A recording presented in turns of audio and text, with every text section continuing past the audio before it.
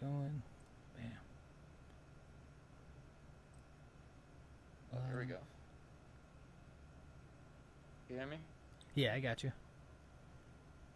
Uh, Oh, wait. we getting live. There we go. All right, we are now live across Facebook, Instagram, and YouTube. All right, so it begins. All right, brother. So as Yeah. always, we're shooting the shits.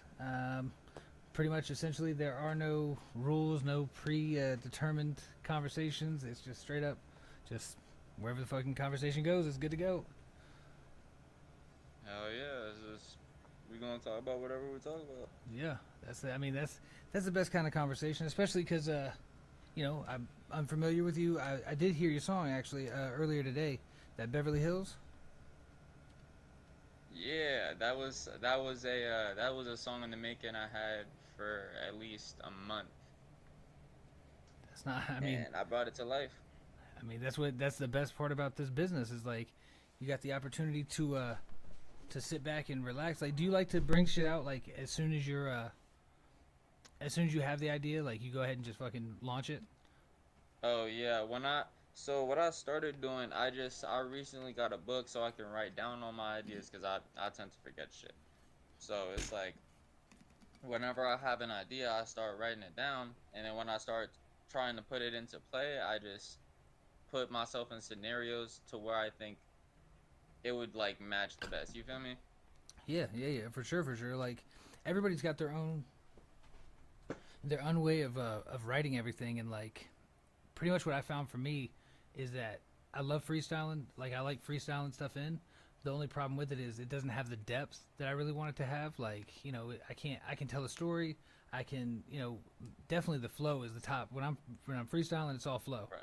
But just the depth. And when I write, I don't flow as well as when I freestyle. So I gotta, kind of work in the middle there somewhere. Yeah, and honestly, I feel that low key because I when I start freestyling, it's more of like I start seeing words that just pop out and just like rhyme to me, and like I'll try and put it in a sentence to where it makes sense to other people and also to myself. Right? But and even then, just like thinking that fast is just like, bro, it's so like I don't know, mind-boggling to me that I can like I could do it, but not to the level of some other people. But I feel like I could do it.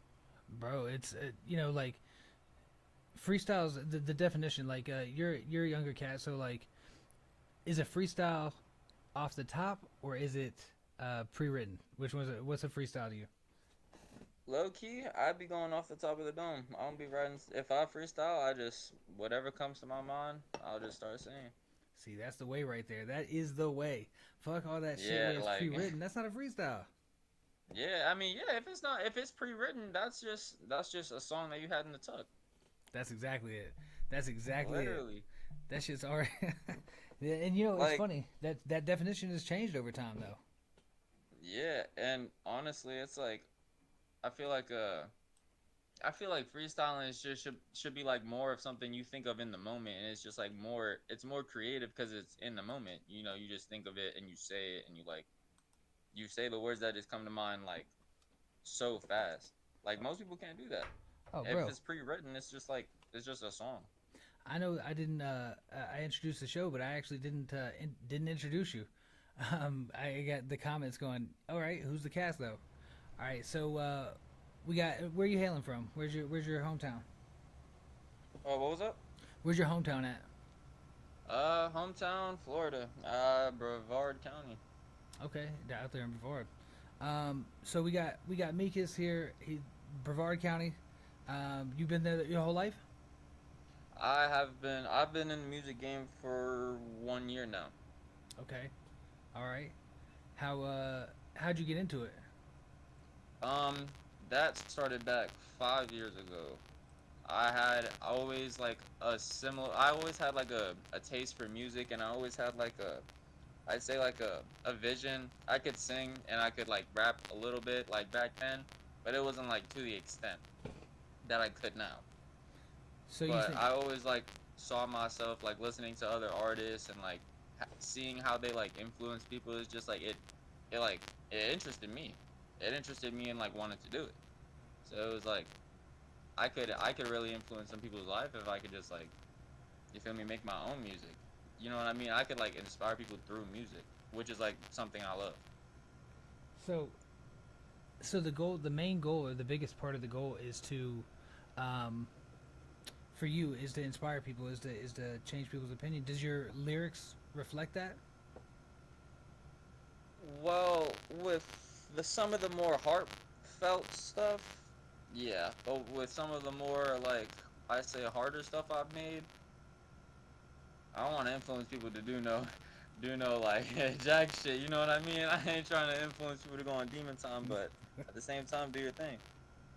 I mean, like I ain't gonna judge anybody for the way they living, but I will say that you know, I would like people to do the right thing and so on. But again, I know that circumstances don't always work the way we want them to, and whatever happens, happens. Each person is responsible for themselves. Be aware, Right? just be Yeah. aware. Like if you like honestly, I feel like people just take the wrong route in some circumstances, and like in most circumstances, people just take like the the wrong, how do I put this, like the wrong route to like getting what you want, if that makes sense. Everybody's looking for the quick, the overnight success, the whatever's going to get them the, like you said, the thing that you want, whatever that is. It's typically they're looking for the fastest route, the easiest route. Not really. Most people aren't really willing to do the work. Like that's what I found is that most people say they want to do this thing. Nah, nah. Because like if you weren't getting paid to rap, would you still do it? Oh wait, what's up? If you wasn't getting paid to rap, would you still do it? Um, honestly, yeah, I would.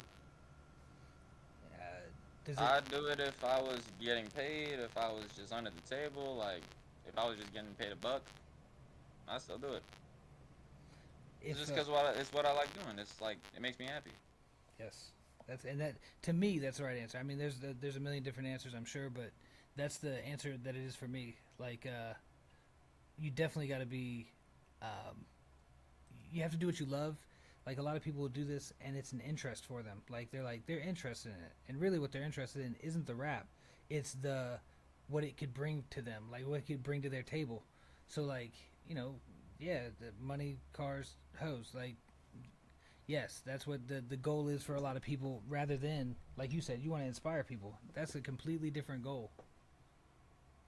Right. Yeah. Like it feels like it's honestly like it's a really different goal for me as an artist to like try and influence like the right sort of people that I'm trying to influence.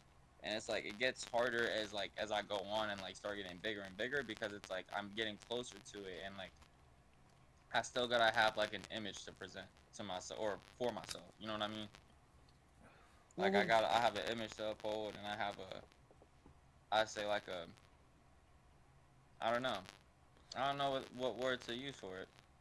like a standard or ideal, like, because there's like the positive. Would you say you're a positive rapper?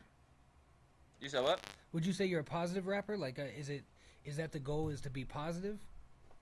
Um, yeah. I mean, shit. I say I'm a positive rapper.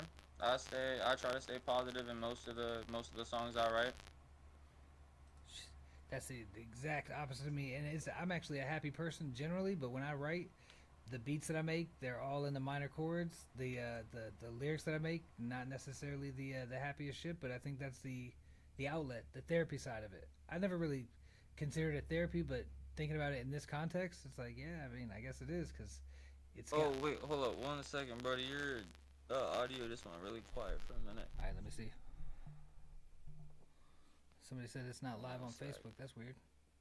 I don't know why it just did that. All right, let me see. How about, is it any better? You said what? Any better? Or is it still really low? 1 sec. Let me just speak again real quick. Yeah. You got me? Yeah. All right, let's see. I'm checking myself right now. I'm actually going to turn it up even just a little bit more. Yeah. It could also be the way my speakers are too, but Yeah, you said you was on the computer. Yeah. Yeah, I've man, honestly, like technology, it's your best friend until it's not.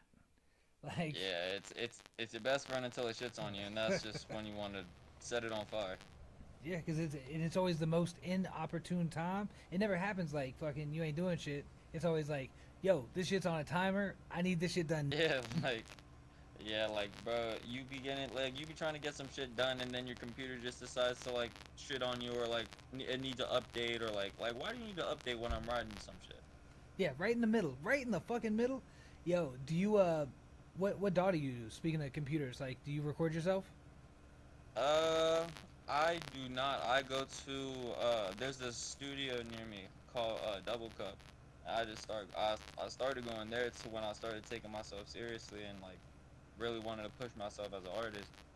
I started going there, and they mixed me good, and I feel like when I started going there, I felt more of like, how do I put this? Like a more in tuned artist, like a more serious artist than me just recording in my friend's bedroom or something, like just on a feature with just putting it on SoundCloud and stuff like that. Yeah, that's a I feel like that's something that's overlooked a lot is the what it takes to be a serious artist. Like, because everybody's got their levels and their tiers of what they consider to be a serious artist, but taking the time and the money it takes to go to the studio means that you're serious. If somebody's not willing to put in any money to the studio side, then I'm like, all right, you ain't serious.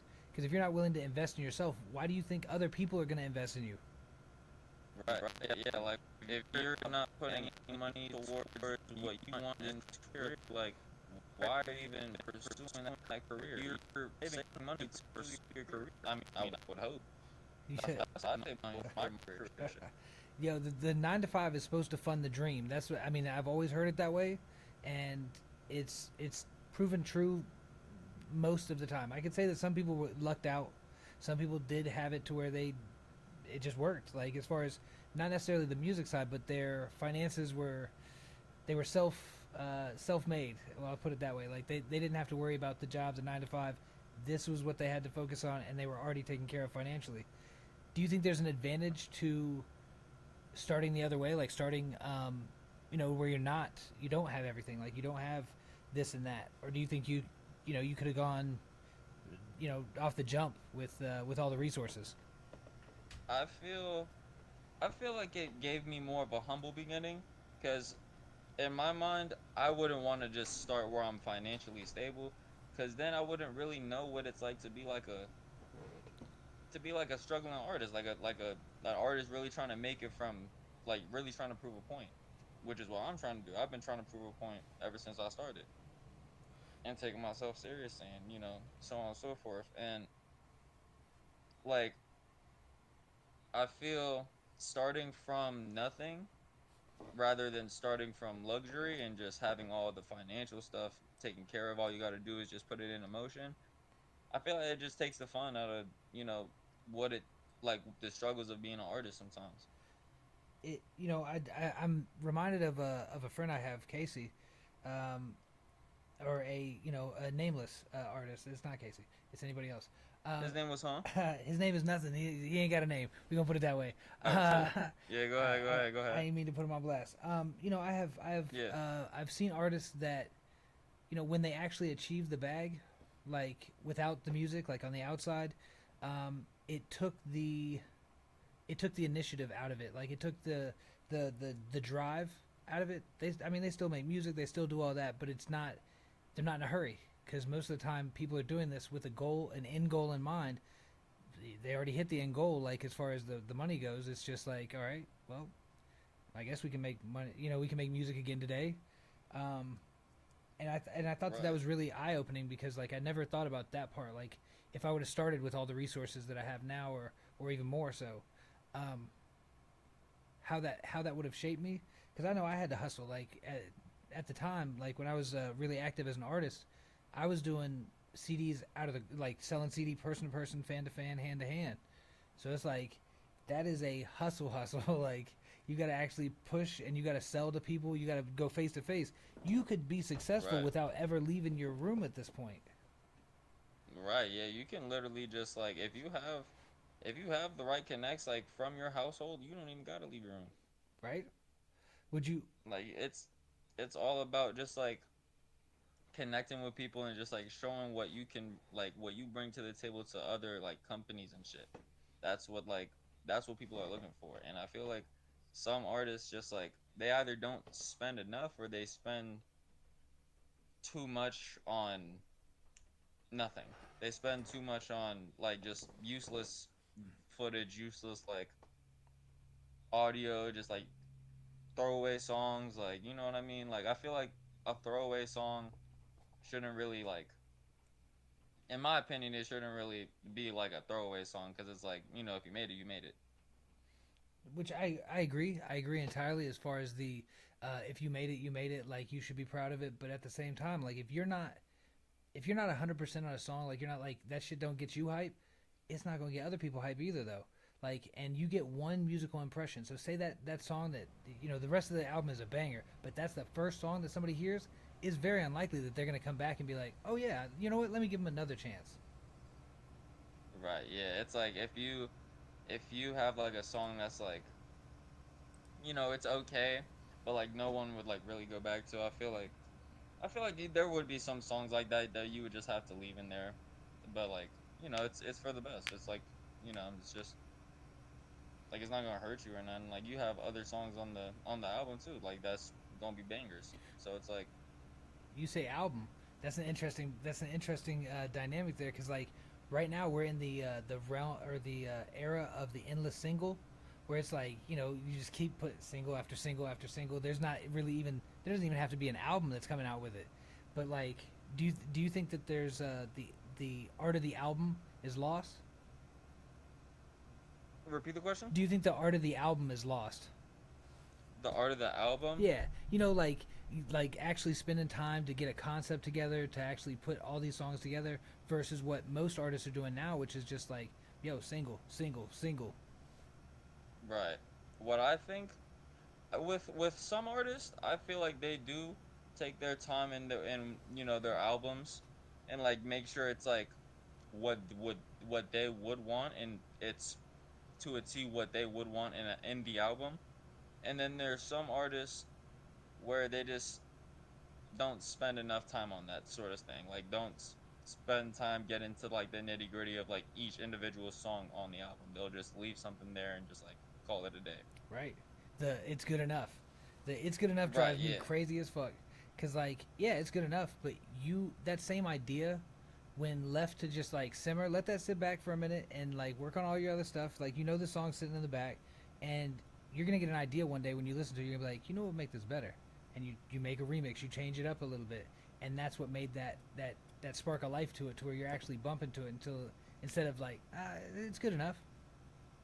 Yeah. Like not you should never call a song good enough. Like you should never have an opinion to a song to where it's like, oh, this is good enough, or oh, this is like acceptable, I guess. Like if you have a vision for a song, put it into play. You know what I mean? Mm-hmm. Like it shouldn't really be like, oh yeah, it's just a song, whatever. I'll make another one that's 10 times better.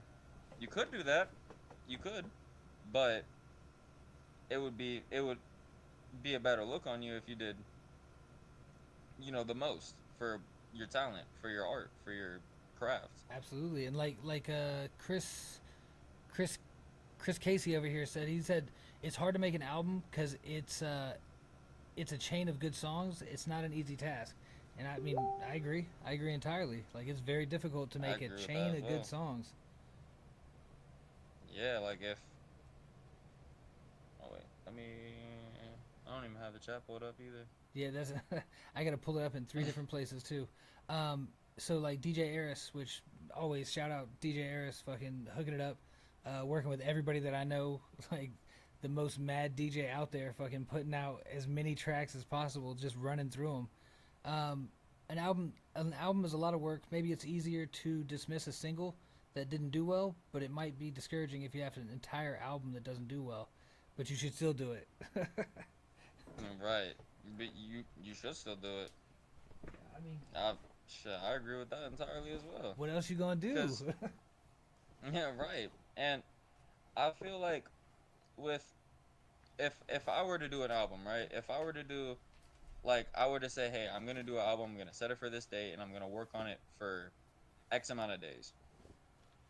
I feel like the amount of the amount of time, like I how do I say this? I feel like the amount of time you put on an album is like the amount that you're gonna get out of it. Like if you like you say, hey, I'm gonna freestyle the whole entire album. I'm gonna freestyle the entire thing, and however it comes out, it comes out. Sometimes it could work if you're good enough. Sometimes it could work if you got that, you just if you're just like that. But there's also some cases where it's like some artists don't really care about that sort of stuff. It's like they're too high-minded in their craft to where they think they can make anything.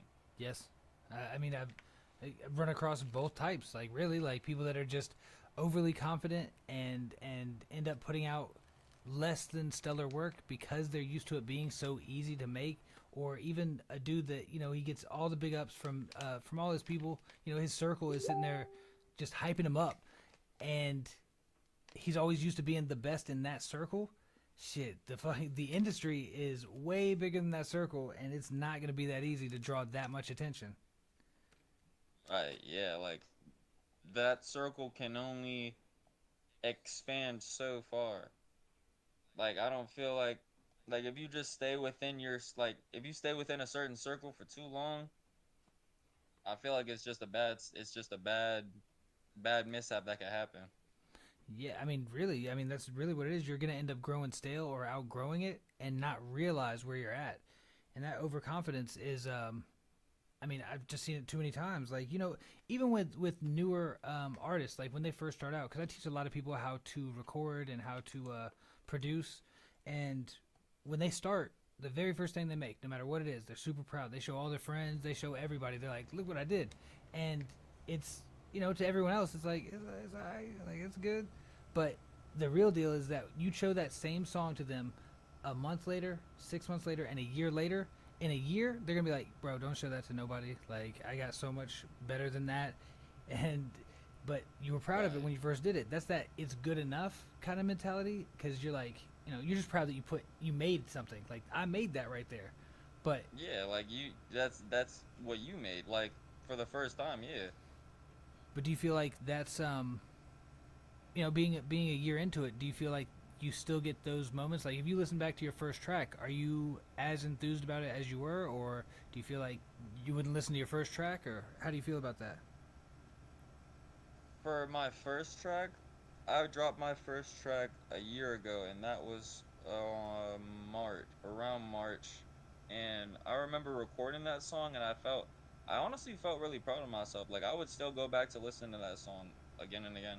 Nice. See that I that's feel like it really like set my sound kind of like a little bit for me, just like how how I would sound on some tracks if I were to be professional because it's my first song. I don't know how it's gonna be. And overthinking, I'm like, well, I think this song is good, so I'm gonna show it to other people and I'm gonna post it. Obviously show it around the world and just see where I go with it. And it got good traction, yo, so and I liked it. So the fact that it got good traction. It's your first one out the gate. I mean, it says something. We got Creature in the house, of course. Big ups. Then we got shit, what's good, creature? J Stews in this beast. So we got the Yo, crew what's coming good? through. What's good? We got people coming through that and that's the thing. Like you have you get support from your circle. You get support from your local area a lot of times. Have you got the chance to perform live yet? Have I?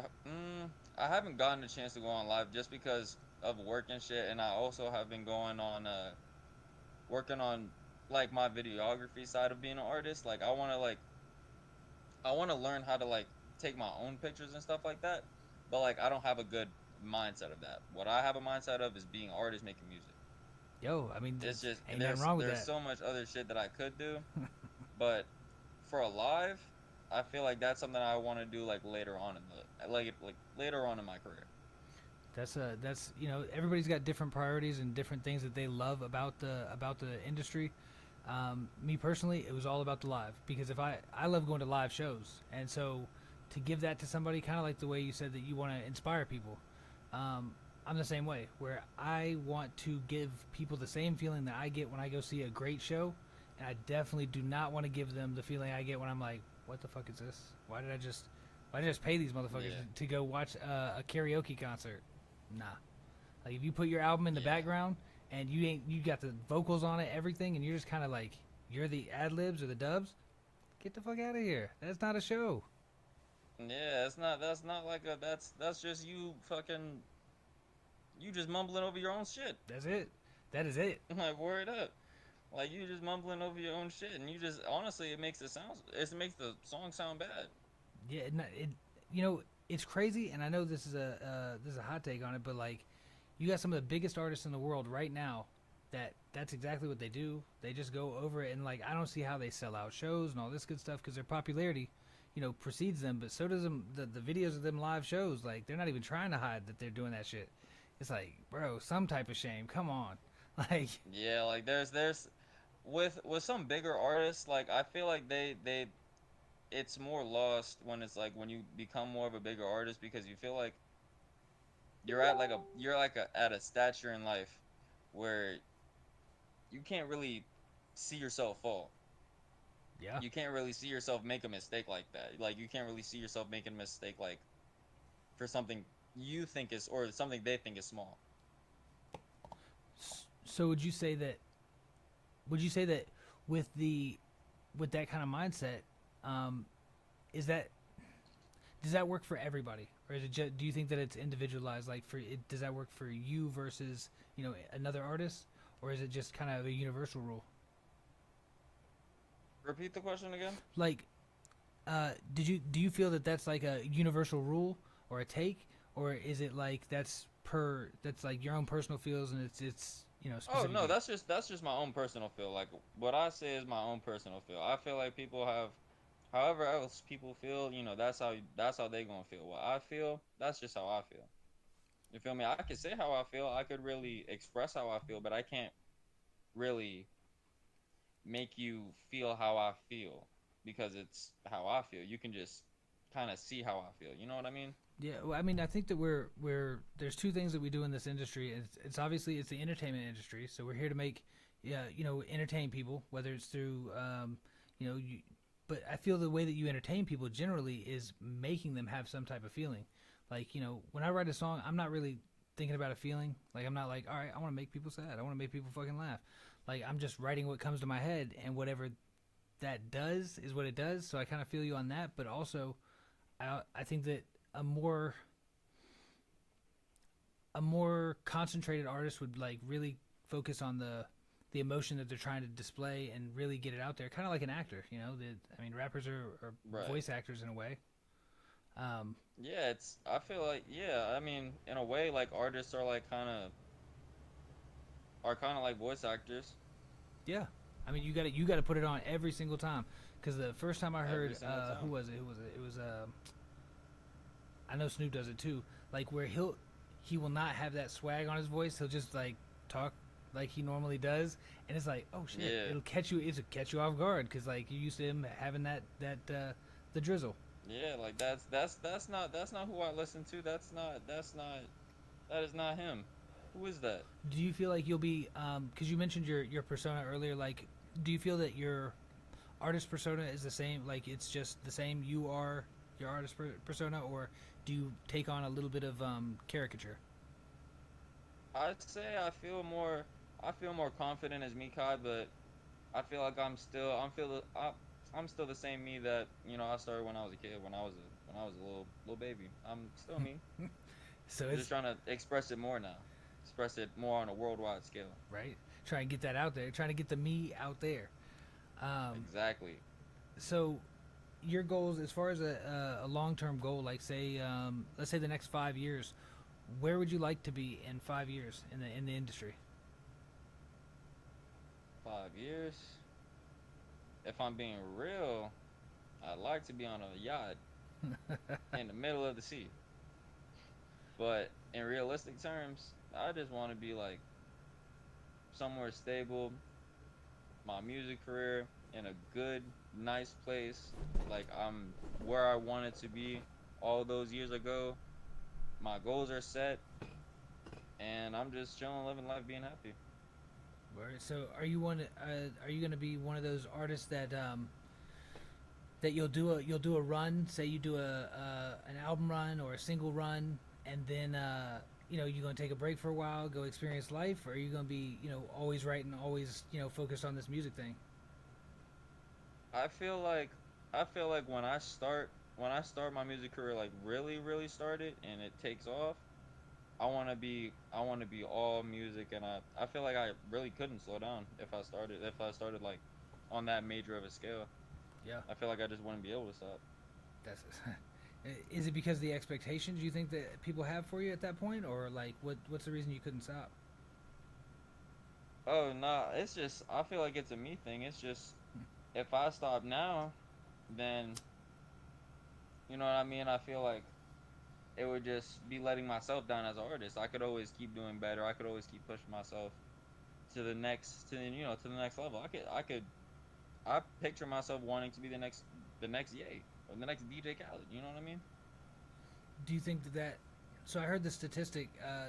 Well, two different ones. One is um, rappers don't really, or artists in general don't really get any um, big success without being in the game at least 5 years. I don't know any case studies to say the opposite. I'm sure there are quite a few, but like, do you think that there's something to having to work your way up through the ranks, like and actually earning your stripes, or do you think that somebody can come out the gate and just fucking blow people away? Are you asking what is it like? What do you think the steps are to like being an artist? Like what? Do you think that they're important? Like, there's no, it's undeniable that there are steps, but is it important to have to go through them, or do you think that certain people can step over certain steps? Like they can come out their first year and have a platinum album and be good to go. They'll keep going, or do you think that you have to go through those, the each initial step to be able to sustain it for a long period of time? Oh, I feel like an artist could blow up with just one song. It just depends on what you do with that one song. You got the It all attention. depends on how you push it, how you really like how you really feel about that song, how you really express that song is how it's gonna do in like terms of blowing up. And if it blows up, you could just be on a set. You could just skip the steps. Fuck the steps. Okay, all right.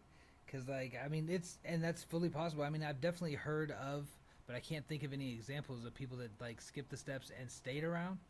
um, because I think it comes with the thing that you mentioned. Like you said, the live is for later on, right? Like, Yeah. all right, so if the live is later on, like, you got to be able to do a stadium full of people, and you haven't done, but like, your biggest show up to that point is like a couple, 20 to 100 people, like, big difference, Right. and like, Yeah. you work your way up. Like yeah. I feel like my biggest stage as of right now is just in front of my friends. Yeah, I mean that's the most. They can be the most positive and or the most negative fans there are, because like I expected when I first started doing music, I expected my my mom to listen to it, my brothers to listen to it, like every one of my friends better be fucking repping that shit. But what I found is that like Right. they definitely supported me 100%. They were all about it. You go do that. You go do that. Nobody really um, nobody really was really in that much support other than my younger brother. Nobody really supported in that way. They were like, yeah, I want you to be successful at what you do, but they weren't listening to the lyrics, listening to what I was talking about. Like, I don't think to this day, I still don't think my mom has heard a single one of my songs, but she's like, yep, keep doing it. Damn, all right. Like, and to me, that was a big hit because I expected it. But do you expect that your friends, do they have to, to support your music to be friends still, or can they like, I don't want to say negative shit about it, but like just not be impartial to it? Do you think that they're still friends if Right. they're impartial to your music? I feel like if if you're say your friend like listens to your song, right? And they have they like it, but they have some stuff they want to say about it that they think harsh criticism. Yeah, I feel like I feel like if you give your friends or if you give your friends that are trying to pursue music harsh criticism, it'll help them better than sugarcoat. absolutely. Cause because sugarcoating, you could lead someone in the very wrong direction, and you could just fuck up their whole picture of what their sound wants to be. That's 100%. I mean, I have artists that have come here that they're unconventional, and so they didn't have a musical background. I'm talking about T.O. Lestat, just in case he's watching. Um, T.O. Oh Lestat, shit. like he's an artist that, you know, as a rapper, I always felt that drums, that's what I'm listening to get my rhythm to actually stay on beat and stay and do the song. But this man listens to the melody and raps to the melody to stay on time and everything. And I'm like, that's that's weird. It's counterintuitive. And he started rapping with somebody else in another studio, and they just kind of developed that sound with him over time. And like, if he would have came to my studio first, I would have like tried to correct it. I'd be like, "Yo, listen to the beat, man." Like, but now that I hear it though, I'm like, "Yo, that shit actually is different, and it actually makes like musical sense." So I think that your friends stifling your style and everything is fully possible. There's there's a way to deliver that criticism. Like, Yeah, there's a way to tell your friends you're doing good, but you can do better. yes, absolutely. Like I've built my reputation on as a studio and as a label and a artist manager as being honest. Like if I hear your shit and I'm like that's not where it needs to be, uh, because people a lot of times artists have less self awareness than I would like or than they might need because like if you can't be objective about your own music then you have to depend on the people around you, and a lot of times people don't want to tell you if it's garbage. Like they just don't want to tell you because it's like nah man that's my people. Like They strangers will think have it's no mean. problem. Strangers ain't gonna have no problem telling you that's ass. Right. Even if it's good. Yeah, nah. If I go up to someone random on the street and I'll be like, "Hey, listen to this." Yo, that's ass. Like, get that. What the fuck are you doing that shit in my face? Like, what? I would accept it. Okay, I would accept it better because if it was my my people saying that shit, I'd be like, for real, like what? Like it might actually affect me, but a stranger saying it, I don't give a fuck. I don't give a fuck what Yeah, they right. think. It's just another person on the street. It's just another hater. You just gotta walk past them. So are you? Did you finish out school? I sort of, kind of am finishing a little bit. Like, I'm finishing high school like online, so it's kind of weird. Shit, that's a whole bunch of motherfuckers during the 2020 and shit. So, uh, it You finished said online. what? I said that was a whole bunch of people during 2020 and shit. So it ain't all that weird. It's. Yeah, I mean, yeah, I mean, I feel like I don't need college, but like it'd be good to like learn a couple of things and like have the experience at least. If you're looking I for feel the like it's good also a time, good place for networking as well. it's a great place for networking. So I actually went. I never went to college like straight out. I went straight to the army and shit. And then when I got back from the army, it was like, all right, well, what do I want to do? And I just got into the workforce and like, well, really, I was rapping and just any job that would work with the rap. Yeah, any job in general. Yeah, I had plenty of jobs. I was in and out and all that shit, but I didn't start going back to school until I was 36. 36, I started school, and I got another year to get my bachelor's, and then another year beyond that to get my master's. And honestly, I didn't get a lot out of school. Like in general, like back in high school and shit, didn't get a lot out of it. Wasn't learning a bunch. It's like, what the fuck is the point? If I would have gone to college right out of high school, I wouldn't have got much out of it.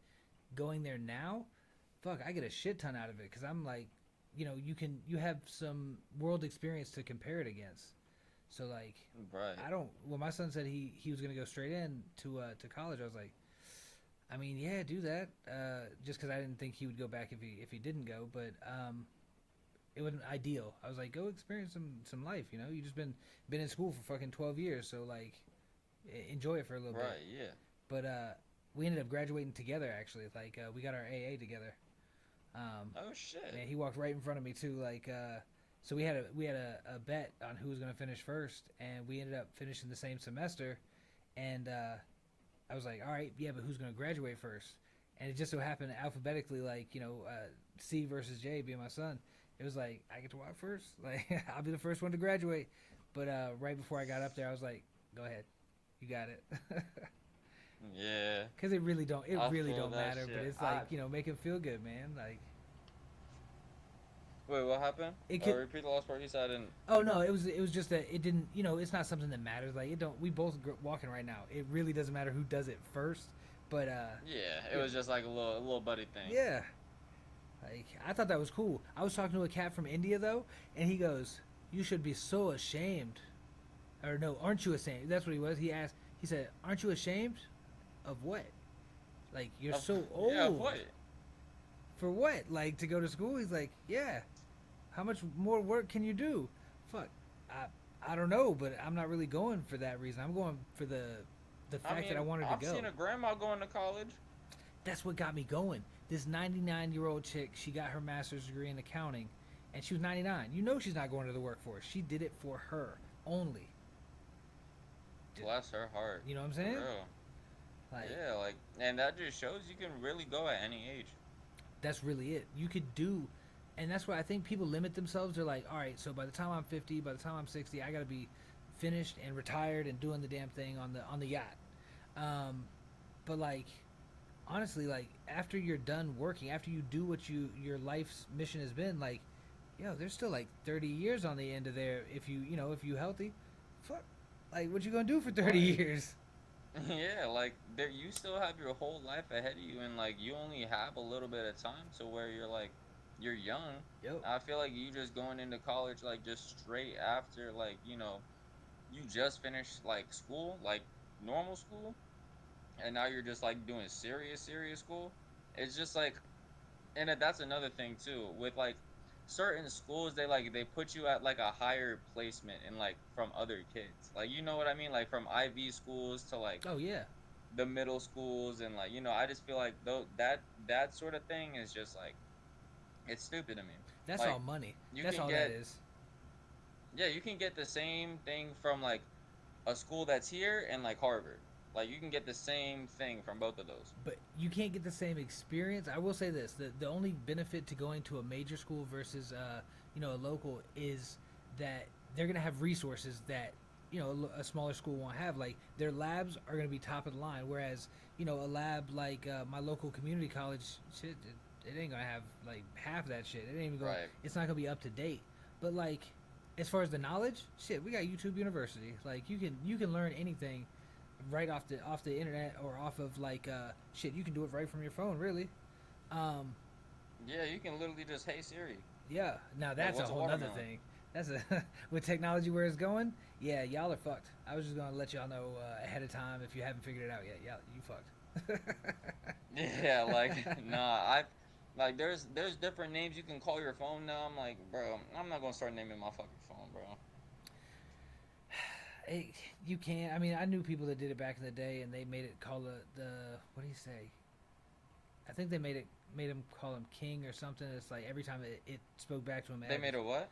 My boy made his Siri say I think it was King. He would be like, and give him the answer, blah blah blah, King. Like, what, for real? Like, but I mean, it's Wait, fun. wait. I kind of muffled a little bit when you said that. So I said my boy he had made his phone every time it answered him it would end with like King, like it's calling him King every single time, and like it made me laugh. It's entertaining, but like the ego that goes into that shit, like you can't hear that enough. It literally just said King. Yeah, it'd be like, so fucking this is the address, King, and then it's like and Nah, I can't. That shit would creep me out. have you fucked with much ChatGPT? Yeah, I've been fucking around with it recently, just like trying to get like Cause my manager at one of my jobs told me, you know, if you ask ChatGPT a certain type of question, it'll like give you like a weird answer, and I was like, okay, well now I'm interested, so I started fucking around with it, and like honestly, I feel like ChatGPT is like a, it's like useful but scary as fuck. Yeah, because it's telling you what it thinks you want to hear. So it's really not it's not always accurate. It can fucking it even says it on there. It's like it will hallucinate, and hallucinating to that is just giving you a wrong answer. Um, but Right. the You can, yeah. some of the It'll give you such a bad explanation of what that shit is. like terrible, but it's gonna make sense, and you'll go in with the fucking with that answer, and they'll be like, yeah, nah, that's not at all it. Like, where'd you get that shit? Yeah, that's some Wikipedia bullshit. Yeah, and that's probably where it fucking got it from. Is some Wikipedia, just Reddit, because even Yeah, Google. Reddit. Oh my god. Exactly, it came out racist. Um, they fuck Reddit be coming out with some crazy answers for some stuff. yo that I've been seeing like the controversy on Reddit. That's why I deleted it. I can't. what was it? What you talking about? Which part? You said what? Like what kind? What was the drama on Reddit? I forgot what it was, but I remember it being really not. I mean, really, really, really like. Sorry, I shouldn't say that word. That's a really bad word. That's really like not intelligent. Yeah, yeah. I mean, it it's not the best place to learn anything. Like learning from other people, in person, yes, good. Learning from people online over Reddit, probably the worst. Next to Yeah. what Wikipedia and shit. Yeah, and also like Reddit people also have like a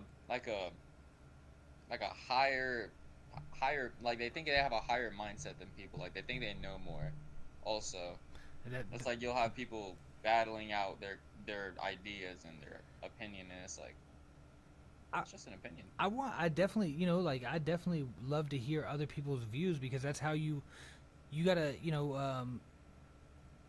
steel sharpens steel type ideology. Like Yeah. you have to bounce your shit off of other people and go like, does this make sense? It makes sense to me. And then they're gonna turn around and be like, no, Forrest Gump is not a biopic.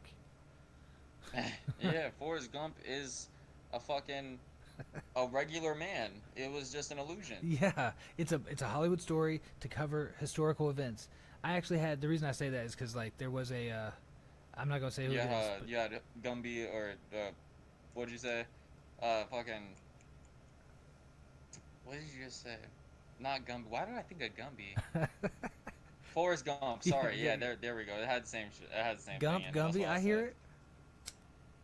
Yeah, but not like there was also something else I saw about Forrest Gump, like a Forrest Gump thing I saw on like Facebook or something. It was saying like Forrest Gump is like the reason why I said it was illusion because I saw on Facebook someone was like, oh, it was just all like in someone's head, or it was just all in Forrest Gump's head. You know, he was having those like little things. I was like, all right, you need to stop. I mean, honestly, that would make way more sense than Forrest Gumby. That was a good one. Forrest Gumpy. Yeah. That's crazy.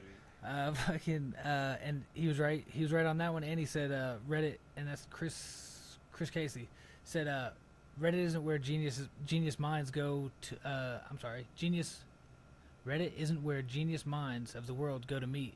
Yeah, no, not not particularly. No, well, sometimes I say sometimes, That's right? But there's no. There's just people that just will go far and beyond. you heard dead internet theory, right? Like, have you heard of the dead internet? I've heard about it. I haven't heard much of it. So like, the idea is that there are, there's at least 4 times as many bots on the internet at any one time than there is actual humans on there. So like a lot of the time you're seeing bots just battle bots. They'll pick a stance and they'll just go at it against each other. It's like, and there's actually a really good Reddit that shows that actually. It Yeah. shows them just everybody just backed away. Like it started the bots out, and they pretty much just sought out these bots and watched them just battle it forever, and it just devolves into madness. Like it's just like it don't even know what it's talking about anymore. Yeah, it's like you can barely find people that are like actually posting their like ideas just because like it's just bots. It's literally just bots Everywhere. like I'll even have that problem on Instagram too. I'll have like a bot text me or something like that, and I'll be like, oh, it's a person trying to text me, like let me see what it is. Yep. And it's just a group chat. Yep. It's a group chat or it's a damn so I get a lot of either Indian or South Asian people trying to scam and shit, or Nigerians. I'll get some Nigerians that are trying to scam, and I think that's great. I love fucking with them people. I fuck with them people so fucking hard. Like I've been trying for oh a my god, while. especially when they call you. Oh yeah, that's my favorite. Oh man, that is my favorite all day. Most people get pissed off. You know what? I ain't gonna get pissed off at all, because what I'm really gonna do is take as much time of theirs as possible and just have fun with it. Like you're doing a crank call with people that are trying to scam you. Like, damn. Like let's see what we can do. I've actually got this one. I'm talking to another one.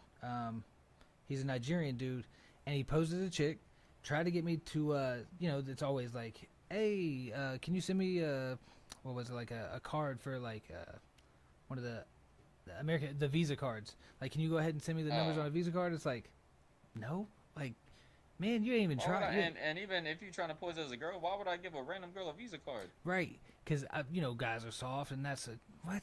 Yeah, dumb as fuck. Like, there might be people that fall for it though. Maybe it does work, because like. Shit, dude. Which you can see it working.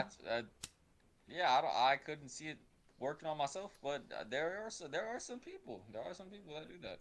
And that's where it's like, it's a good hustle. So my whole thing was, I actually had it to where I'm trying to, and I've done it with a couple, and I've still not got it done yet. But like, I will just go tell them to go ahead and drop the whole act, drop everything, and I can actually make money with you. We can make money together. The way we're going to do this is I'm going to train you how to actually do these profiles, because all I had to do was take your profile picture and run it into Google, reverse picture search, and then and I found out who this actually is.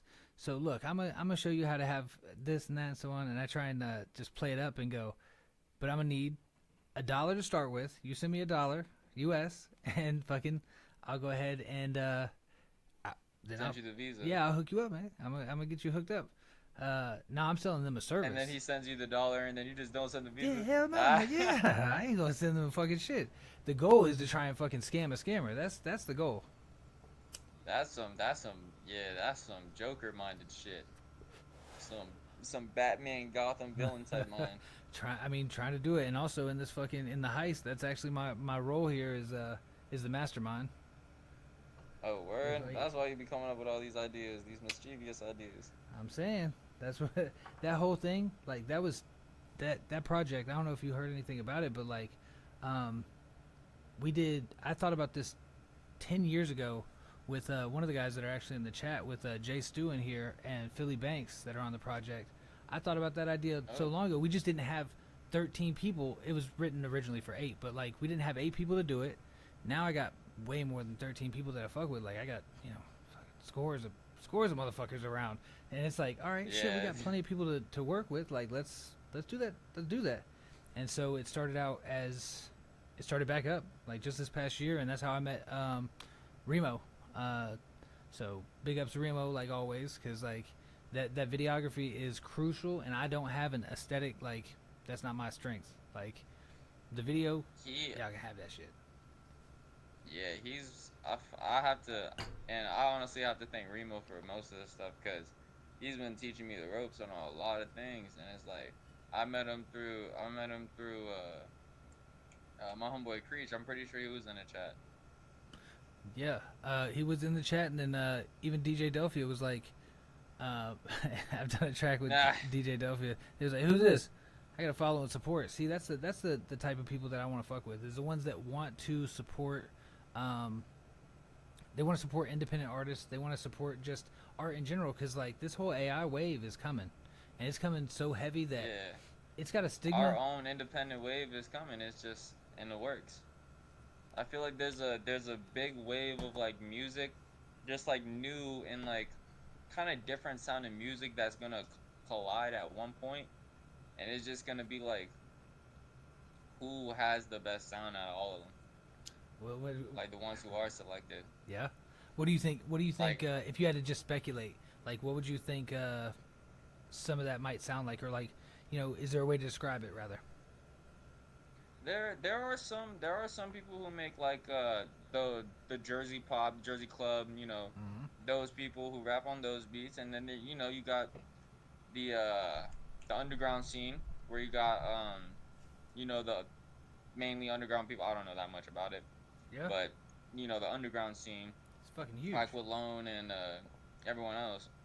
Dude, underground. And then you have just like mainstream artists and like R&B artists, soul artists, like whole a whole bunch of like different sounds, just like trying to see who's the best sounding. Yeah.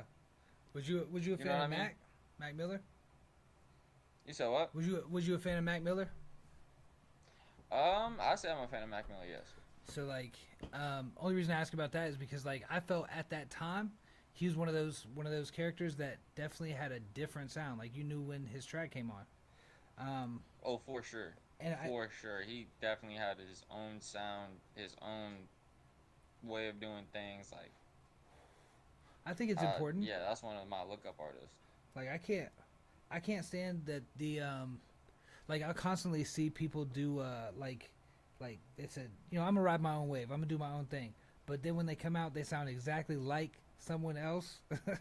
It's like that's not Yeah. it's not original. Like back like and I'll say even like when I was younger, when I was a kid and all that shit, like originality was the number one most important thing. Is that you had to be original. If you had somebody's bars, like even something that was close to it, you better change that shit. Like it has to be Right. original. And I think it kind of went away. Like the newer artists that I've heard, I just feel like it went away from the originality, and everybody wants to kind of blend in. Really, like yeah, there's some original motherfuckers out there right now because I've heard those and I like that. But in the mainstream, a lot of it sounds very similar. Like they once something works, they do that shit to death. Yeah. They'll just ride that shit out and just keep going with it because it worked before, so it'll work again, So which uh, I don't think it would. yeah, so Like, to kind of double up on that point, uh, there's a there was a page called the $1,000,000 homepage. They charged $1 a pixel to be on this page, and there's a million pixels long. So, dude sells out within a week. It's like so he made $1,000,000 on pixels that cost him nothing, and so to back it up, the next person put the second $1,000,000 homepage sold out in 2 weeks. You have to try the third, right? Like it's obviously somebody's got to be like, you know what, third $1,000,000 homepage, it didn't work. yeah, no. See, after the second time, you had a little bit of the second time. You had that little spark, and then you should have just left it at that. Yep, and that's what I think the For music is real. like. I think it's like people are trying to ride this wave, and then they fucking end up going, all right, it just worked. That just worked. Let's try that. A couple might get through, but really the rest that tried to fucking do that and they were late to the game, poof, done. Like, I feel if you're trying to be an artist, like, I would say you're supposed to have like something that's special to you, something that's like that you hear in like music, that you want to hear in music, that like sounds good to you in music, so you think it'll sound good to other people. Originality comes from your heart. It comes from your head. It comes from what you think, how you feel, how what you've been through. Like it all plays a part into originality. I'm, And like people trying to take from like other artists like originality is like I don't know. It's kind of like staining like what music is supposed to be. You know what I mean? I mean, to be fair, I'm gonna play devil's advocate because I do agree with you, but also at the same time, like we're standing on the shoulders of the creators that were before us because we got inspired by them. Inspire doesn't mean fucking take their style, but it does mean that you might not notice that something comes out similar. Like it's gonna, it's a flow that you Right. never heard before that you don't know where you got it, but you wrote it out. Like there are inspiration. Like there's you can have inspirations. Like inspirations are cool. Like it'll give you like a nice set for yourself of like, oh, this guy sounds cool. Like what if I had my own flow that's just like part of this genre? Hmm. You know what Hmm. I mean? And just find your own little subculture in that genre. You don't gotta like copy and paste from another artist. That's That you just said it just right copy and there. paste Don't another copy and artist. paste shit. Like observe, and then go, okay, how can I use that? It's just another tool in the bag of like, yo, I can pull that out, but like, obviously, if I mix it with this different style, like, it's gonna, like you said, a whole bunch of different genres are going to clash and collide and create new sounds, and that's how it always is. But I think with AI though, being what it is, it's about to get dangerous for artists, like really, especially independent artists that hasn't made a name for themselves before it takes over, because I think that like when you can customize your music, like one, your AI is gonna be personal. It's gonna be like what is that in Iron Man?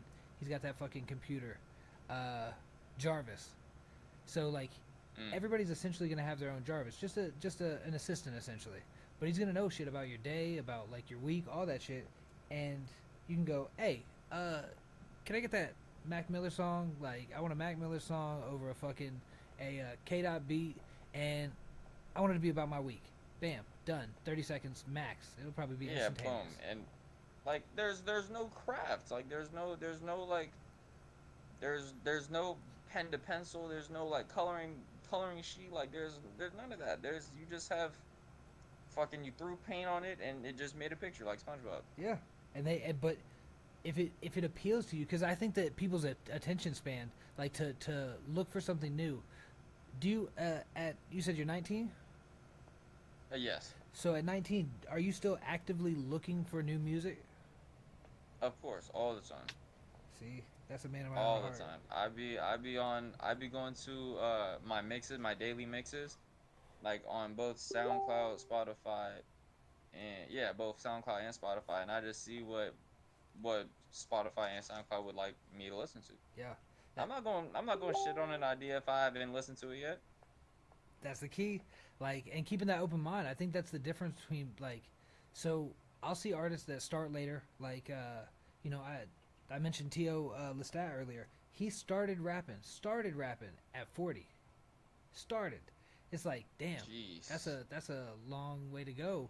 And That's a blessing. I mean, yeah, shit, you that's can have that dream still. yo. Well, the fact is that like he had a villain backstory. Like, you know, Mm, his life fell to shambles. He has a master's in history. He was a college professor. He owned his own business, well, multiple businesses. Was a popular fucking when he was in break. I think he did carpentry and door hanging and shit, making bank all over.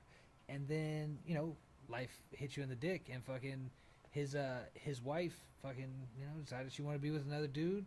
Fucking really just ruined his shit. Like she was pretty much played the devil in that aspect. And fucking I mean she put him. Oh, that's what it was. She hit him with a false gun charge, like a domestic violence gun charge. That shit will ruin your life quick.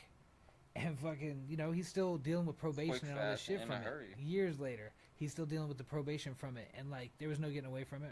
Her family is the police around that spot, so it's like, bro, she set you the fuck up. Took Wait. Repart what you just said, or restart what you, her or not family, restart what you just said, but the last part. yeah, her family is the police around there, so like Mm, there's no getting away with shit. Like they're definitely gonna put you in. You're going to jail. You're getting the charge. That you can fight it all you want, yeah. which he did. He went broke trying to fucking fight that charge, and that created this person that didn't give a fuck about anything, that was pissed off all the time. And he makes some of the most rugged, raw ass fucking boom bap hip hop that I have heard, because it's that's his soul, and he's serious about it. And Right. that kind of passion coming out of that, that's gonna make some good music, man. Do you feel like It makes. you're emotional, like you deal with emotion, like do you feel that when you're going through shit is the best time to write? Oh yeah. For surely. If I'm in my feelings, the best time to pick up a pen and pencil, like or a paper and pencil. Like it's just you feel more in tune with yourself because you're feeling emotions. You're feeling how you feel inside. Like you're more in tune with that when you're like emotional. I think so. So I think like that's a fair, that's definitely a fair statement, honestly. Like you're What's more. up? I said that's a fair statement because you're more in tune with yourself when you're in your feelings than you are, when you're just going through the motions. Really, like if ain't shit happening in your life, it's hard to. I find it hard to write because there's not shit really, racing in my head and shit. Right. What I find the best motivation for me to write is I'll think about something that hurt me in the past, and I'll write like kind of my story on how I dealt with that, but like just swag it out a little bit. Yeah, yeah, swag it out.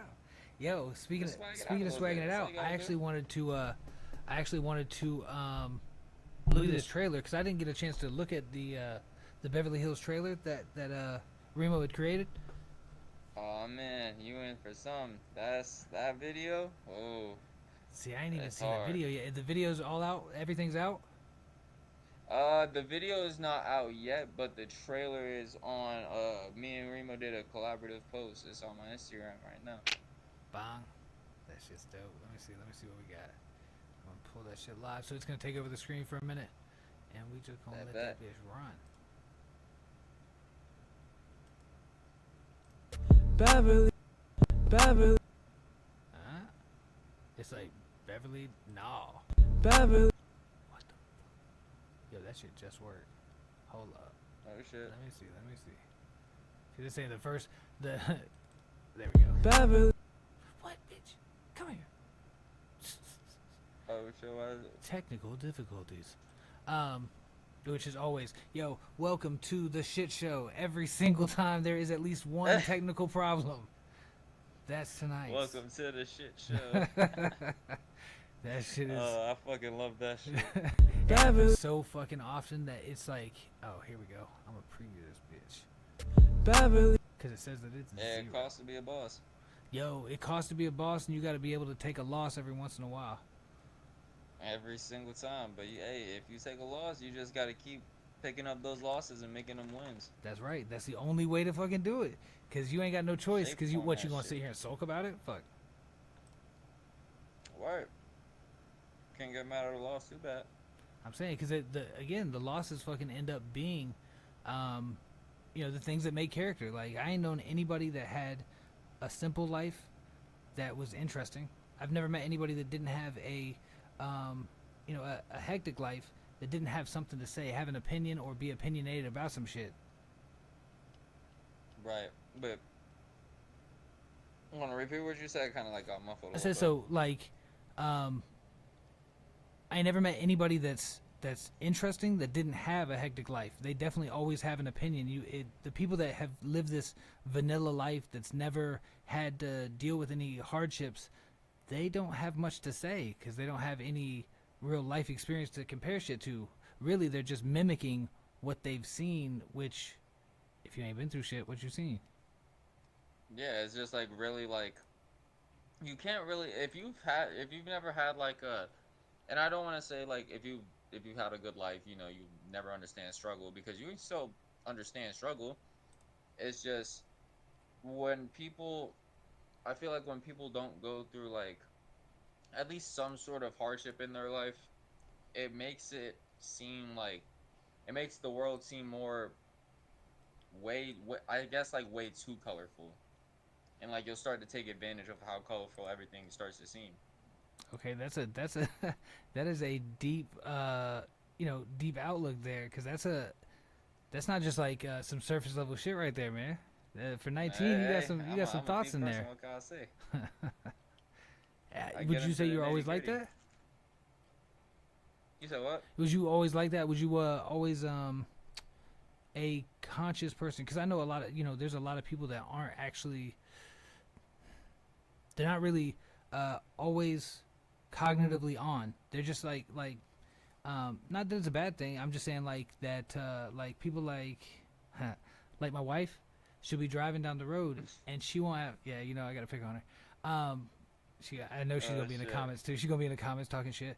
I see her meme mugging you already. Yeah, that's Through the screen. dude. I'm telling you, like I can feel it. She's fucking looking somewhere. So she'll be driving down the road though, and like I'll be like, "Yo, what are you thinking about?" Because she's just looking straight at the road and shit. She's like, "Nothing." Nothing. How? You don't have a constant internal monologue? And no, she doesn't. That's what she's doing. Is she's literally like almost like a form of meditation where it's like, no, I'm clearing my mind of all that shit. There ain't a damn time other than when I'm listening to music that this guy ain't fucking just rambling. Yeah, like I say for me, like you did you ask if I was a what did you ask me again? If I was a cognitive person? Yeah, like if you yeah, and I do be making the the questions very fucking Yeah, convoluted. I was about to before I forgot that shit. But no, But like, are I you a feel cognitive person? Yeah, like, do you? Beverly, Oh, fuck. yeah, I feel like I am, or now I am. Like it took my mental was never like this. My mental was not like this. I say 3 years ago. Okay. I went down a very rough path, or rough path after like freshman year. I started getting into some stupid shit, hanging out with the wrong crowd. Got like kicked out of school, had to go to another school, just all sorts of shit. And it kind of shaped me to where it's like I don't want this to happen again. Why would I let it happen again? Right? Beverly, So I try to shape it, but when I try to shape it, it kind of Beverly. gets I kind of got like more fucked up, if that makes sense. Yes. Like when I just started to like let shit like kind of not phase me and just keep going to get to where I need to be, kind of fucked me up because I wasn't doing what I needed to. When you say not doing what you're needing to do, and I know that it obviously, it obviously had to have a an impact that was positive because you're using it right now to be able to articulate your thoughts and ideas and put that down. Like that's a very difficult. It's a skill like that people achieve. So like, do you feel like you had to you had to go through that to be able to achieve that, or do you think it's just maturity of the mind over time? I feel like it's just with the experiences that I've had throughout my life that I was able to change, and without and I'm grateful for every experiences that I had, even though it was bad or if it was good. Like I'm still grateful for everything because it was me living my life. Even though it was bad, I lived life, and I still was living in that moment. I felt something, so I'm grateful for it. Like, and I feel like with all my hardships and even all my good ships, it just shaped the person that I am today. It shaped how I could think, how my mindset kind of works, and how like I would want to go about certain things like better from how I did. I mean, I know that hardship, and it's hard to say because like when the hardest thing you've ever gone through is the hardest thing you've ever gone through. So like, so for everybody that's different, and they have different levels of what hardship is, but like, I wouldn't change anything about the past because it made me who I am now, and I really like that person. So like, it's really hard for me to say that, you know, yeah, nah, I wish all that bad shit didn't happen, but Yeah, because like word. it should, I'm here. But I really do think that if you, like I said earlier about being interesting, I can relate to anybody. I can, talk to, converse with anybody because I went to 16 schools to get through school, and I was at one of them Mm, schools for 3 years. So like, I moved a lot. yeah, a lot. A See, lot, you have the experiences, buddy, which is and it was I feel fun. like that makes you more blessed. Yeah, that's what I'm saying. Like, at the time, it didn't feel like it at all. But like, I didn't realize that I had that ability. Like, people is my superpower. Like, I have, I can relate to anybody. The only people that I don't really relate to at all is the, the wealthy, like the ultra wealthy, because I have no frame of reference of what that is like. Like, I'm not part of the yacht club. I have not gone sailing. I didn't go to Costa Rica this year. You know what I'm saying? Right. Like, yeah. But I relate Like to I feel everybody with else. you said what? But I do relate to everybody else because, like, shit, music Right. gets you there, like, at least 50% of the way. Right. Like, yeah, you went to school. Yeah, I fucking went to school too. I can relate to you on that. And it's like, I feel like I can relate to people on a lot of things as well. And like with the wealthy, it's not like they don't have problems. It's just that they don't got the same problems that we do. Right. They got rich people problems. They Yeah. have their own box of problems.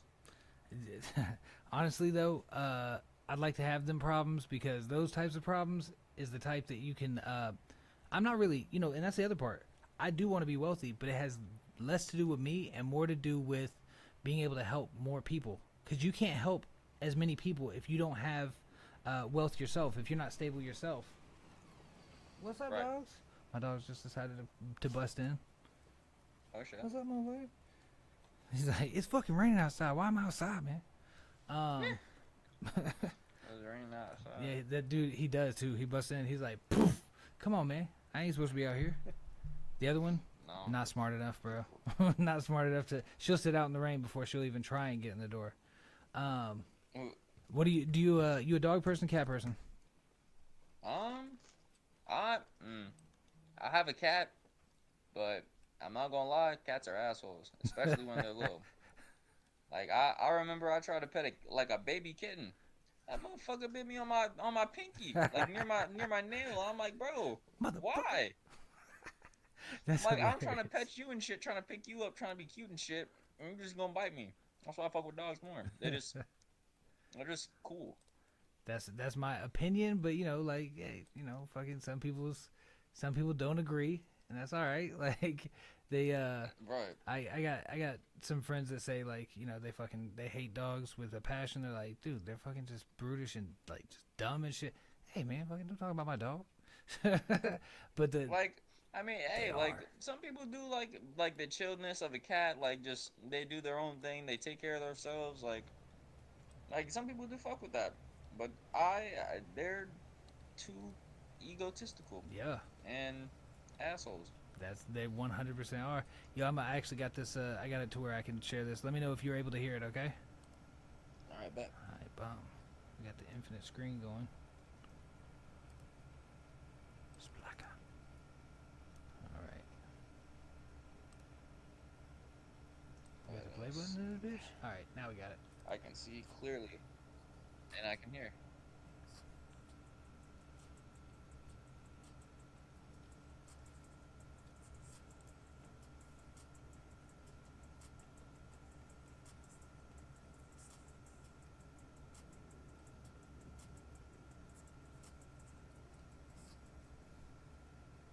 Oh man, I want to see the damn video now.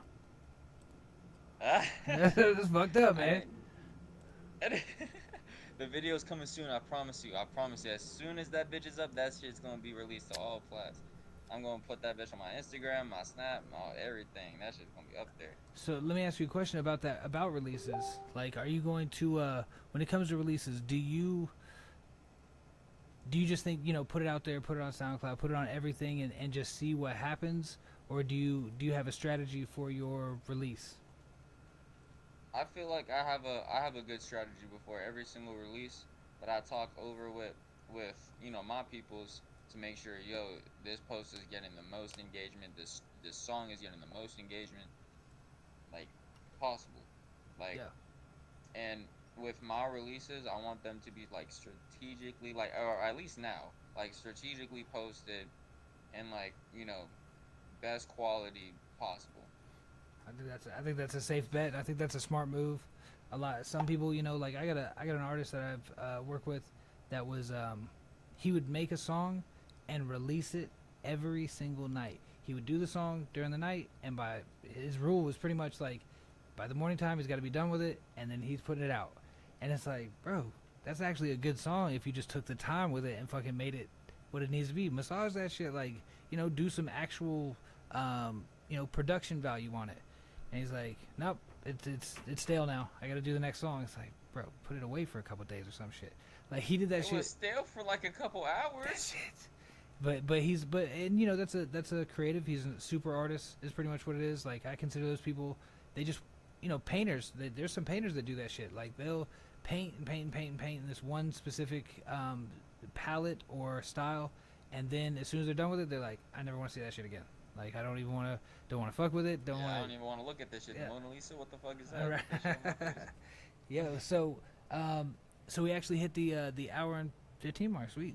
So what I want to do is so to finish out, I don't know if Remo told you, but I hit a lot of people by surprise. It's either we like to end it on a freestyle, a acapella, if you got a beat to go in the background, fucking hit. You got anything to run on? All right. Remo did not tell me about Yeah. this. That's my favorite. Oh shit. All right. We about to get this shit popping. Let's see. I could since it's your podcast, I'm gonna do your beat. Yo, let's run this bit. Bet. Hold on. I'm gonna see if I could have it play through my speaker so I can have. And I'll end up what I'll do is I'll end up muting my mic so you won't hear me. I'll just be watching and listening with everybody else. Let me see. Yo, DJ Delph, I'm gonna put on one of your beats. Let me see. Oh, a counter? Do it. You said you gonna put a counter? Yeah, I'm gonna put on one of these. I'm gonna throw this beat up here. See if I can see what you. Cause you said one of my beats, right? Yeah, sir. Oh man, you're a G on that one. You said what? You a G on that one, cause that's danger. Don't even know my preferences. I might be crazy as fuck. Be like, all right, so I've been really into this this rap metal, man. We gonna get to it, I guess. Shit, fuck all that. Freestyle, Like I do like. I'm not gonna lie. There are a couple of those tracks that I actually have surprisingly like, but I ain't gonna do that to you. I'm gonna actually give you something really good. Let's see. There it is. Let's see if we can cook up with this. Shit, we gonna get it going. You got question. You going freestyle or you going written and just running it in? Nah, we freestyling off the top of the dome ski. Off the dome skis, yo. That shit's got me hyped, bro. Hell yeah. I like that's and to Only me off the top of the dome ski. that's a free. Yeah, and only a couple people actually. It's really funny because only a couple artists have actually gone freestyle. They typically, they're promoting the song, they're doing that. They'll end up running that track. They ended up running the track? Yeah, they end up running they'll run the track that they're promoting or whatever, and it's like, all right, yeah, I get it. I feel that. Because it's good promotion, but fuck, this is good fun. You know what I'm saying? Shit. Yeah, I mean the fun. I mean, shit. I'll do a freestyle for fun. I mean, shit. That's where it's at, and also, that it just says that there's a level of free too. All right, bam, got that bitch. So we gonna share screen to that. You said there's a what? I'm seeing if you're able to see. You should be able to see and hear. Yes, let me know if you're able to hear it. Yeah. Bam.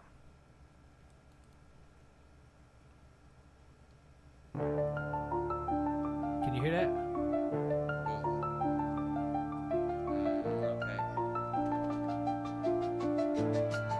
Let's start.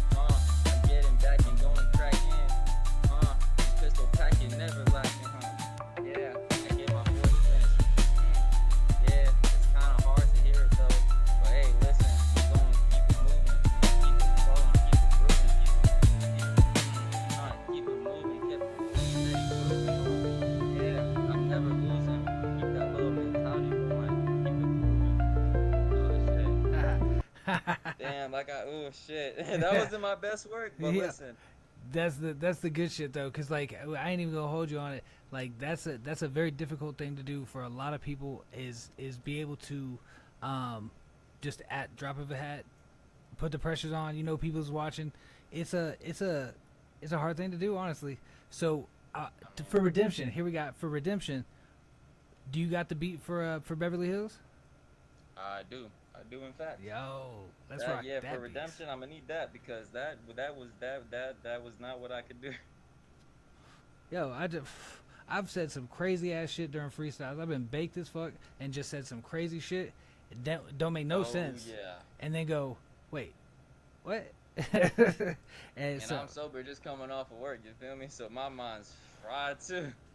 yo, I said, okay. So let me ask you that. When it comes to, do you think that that substance helps creativity, or do you think that it just helps to ease the tensions so that you're able to do the thing, or does it fuck you up entirely? I know a lot of people that say they cannot smoke and make music. I feel like I can either smoke and do music. I can either be sober, do music, and I can either drink and do music. So you I make could do music. Yeah, I could literally it's just making music, but you can't get too, like, if you're gonna, like, smoke and do, like, music, get to a point where you know you're not gonna blow out an idea because you forget it the next second. record You know what I mean? always. Right. Always hit record and if it's on the drunk route, just record some shit before you fucking slump out, because it's bound to happen. It's definitely gonna happen. There, you ain't stopping it. Nah, for real, you not. Shit, I've been there too many times. That's the problem. You get there and fucking. Yeah. I'm about to send this to your Gmail right now. Bomb. Yeah, and that's yo, you got it from. Actually, I mean, if you are you on speakers? Yeah, because you ain't wearing headphones, right?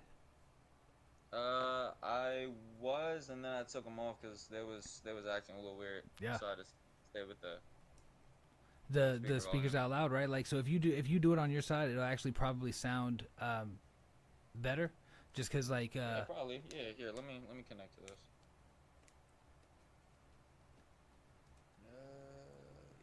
Yeah, it'll probably sound better, way better. DJ Delphia, you son of a bitch, go have a fucking orgy. He he talking mad shit, or she's talking mad shit. What Sorry. he's saying. Fucking every time, like, I don't know, it's sexist, man. Like, every time I see DJ, I think him, and I know that that's fucking DJ Eris and DJ Delphi are both chicks. It's just, I don't know, man. Fucking, it's the era. It's the You said it's the era? Yeah. Like, I mean, most of the DJs that I knew, like, it was all male, pretty much, other than, like, DJ Baby Icy and, DJ Baby and Icy. Like, Icy was the male counterpart, but, you know, fucking, that's the only female DJ I knew from back in the day. So you said... Yeah, I don't really know that much female producers now. Nah, not really. That other than Eris is fucking killing it with everybody. Like, Eris is on with a lot of the members of the Heist Club. Like, she got one with Killis, she got one with Max Osama, one with T.O. I think that's it for the moment, but didn't you do one with Greedy? Yeah, like Greedy Gives. There's so many motherfuckers that are in this in this project that, like, it's gonna get more expansive. Like, next year, so this year it was 13. Next year's Heist Club is 21 artists or 21 rappers and 7 more producers. So it's like trying to bring 28 people together on one album is, I mean, 13 was enough. Oh shit. So- Hey, shit, that sounds like it's gonna pop off, really. Yo, Like, I really do feel like that. when you got that many motherfuckers doing shit and they all have a common theme, like this one was, we all was robbing a weed dispensary. Like, that's the whole theme, is that we were robbing a weed dispensary, and there's a little bit more in there than just weed and money. Like, we go in there for, it's set on 420 as well, so, you know, they definitely pack down. It's an all cash business. That's the thing about, Yeah, you the know. whole 420 event. Yeah, I remember Remo was telling me about that. I was like, yo, that shit looks like it could be in cinemas near me. It's going to be. Yo, that's the real deal. We're doing a theater tour. As soon as we get done filming with Remo and the edit's finished, we're going to go ahead and just set up. We're going the independent route. Like, cause, like going what? We're going to release it on YouTube and fight them for stream money? No. We're going to bring this to put to the fans, and we're going to rent out, theaters for like one night onlys. It's like, yo, we're going to come all up and down the East Coast and just fucking go one night only. Because it's surprisingly cheap to rent out a theater. Like, it might cost you $200 to $300. Yo, if you got 30 people charging $10 a piece, come on, yo. Like, it's just got to pay for itself. Preferably the gas to get to the next spot. But like you have 30 people paying $10, you gonna get somewhere. That's what I'm saying. And that's why we're hitting it in all the major cities that the artists are from. I mean, we can't do all the artists because, like, we got some from Australia, we got some from the Bahamas. So, like, I would love to go down there, but them plane tickets, we're gonna have to sell a couple of days. Right. You gonna have the little travel fees. That's a whole different thing, man. Yo, me and Reem is gonna be in Australia next year. We're doing a national Australian tour, so we're gonna go all the way around that bitch. It takes about 30 days to do that trip. My boy Hesh, big ups. He's the one giving the the guided tour, essentially, like, cause he's a popular artist over there, and I was like, yo, jump on with you, like, I know you want to do it again, like, cause he just did it this past year, and I didn't realize, maybe it's cause I'm American and we're somewhat culturally ignorant, and I didn't realize how big Australia was. It's slightly bigger than the U.S. Yeah, it's that shit is big. They got big ass state, big ass spiders. Yeah. Animals, fucking people. Plants will kill you. Yeah, plant, like, literally. Literally. Like, everything in Australia could fucking kill you. I'm glad I stay my ass where I am. I mean, fuck, man. You want to get around? Do you want to travel? Do I? I do. I do actually want to travel, but I am terrified of plants that can kill me. Because I remember I looked that shit up, and that scarred me for life. I'm never going to the Amazon again. Oh, so you I mean never. I was like, what? You already been? Yeah, hell no. Nah, I'm not going there. That's how people die. Yeah, I mean, honestly, I'll stick to the more urban areas, the more cities and such. Like, I'm not doing the wild. I'm not going out in the bush. Yeah, if we go to Australia, I'm not going out in the fucking center. All their cities are all the way around the outside. There ain't shit in the center. It's just desert and fucking and death. Literally, you can leave that shit to motherfuckers on PBS Kids or Coyote Peterson or wherever the fuck. You got the that's their job. You got that beat though? I do. I got you. Let's run this bitch. You want me to play the beat? Or you want me to play the song? Your dealer's choice on that one. Dealer's choice. I'll flip a bottle cap. Oh, some Two-Face action over here. Hell yeah. Yeah, I'm gonna go Tails for beat. That's for song. That's alright, I guess we're playing song. Yo, done. Run it. You said what? I said run it. I'm a mute up. Gotcha. Bet. That is not connected. Now, actually, if we just to be real, if we gonna play the song, then if you send that one, then I can definitely do it there. Like, so on the live, I'll tell you, this is the one thing I found about Riverside is that when the beat is playing over Riverside, it's hard to hear you. But when it's just a song, throwing it in Riverside, fucking sounds like coming straight audio.